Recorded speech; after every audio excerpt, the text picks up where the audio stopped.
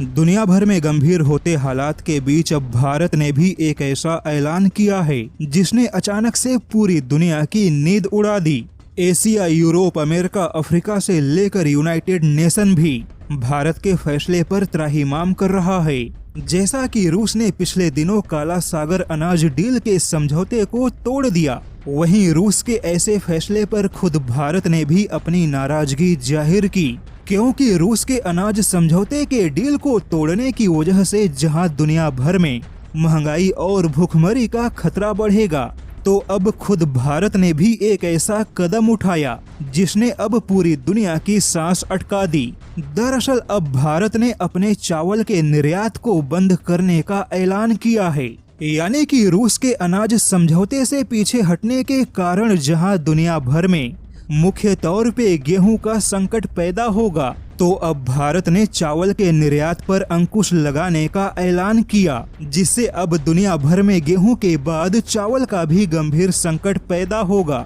भारत के ऐलान के तहत गैर बासमती सफेद चावल के निर्यात पर अंकुश लगेगा और अगले कुछ दिनों में भारत लगभग 80% चावल के निर्यात को रोक देगा। अब भारत के ऐसे ऐलान से जहां भारत में चावल की कीमतें तो कम होंगी, लेकिन वहीं दुनिया भर में चावल के लिए त्राहिमाम जैसी स्थिति उत्पन्न होगी। और भारत के ऐसे फैसले के बाद यूनाइटेड नेशन ने भी चिंता जाहिर की है कि ऐसे फैसलों से दुनिया भर में खाद्य सुरक्षा का संकट पैदा होगा। हालांकि जब तक इस साल भारत में धान के फसल की कटाई नहीं हो जाती और भारत के पास नए चावल का भंडार नहीं आता, तब तक भारत अपने चावल के निर्यात पर अंकुश लगाए रखेगा। अब देखा जाए तो आने वाले दिनों में भारत की स्थिति तो सामान्य होगी, किंतु अगले कुछ महीने पूरी दुनिया के लिए मुश्किल भरे होंगे।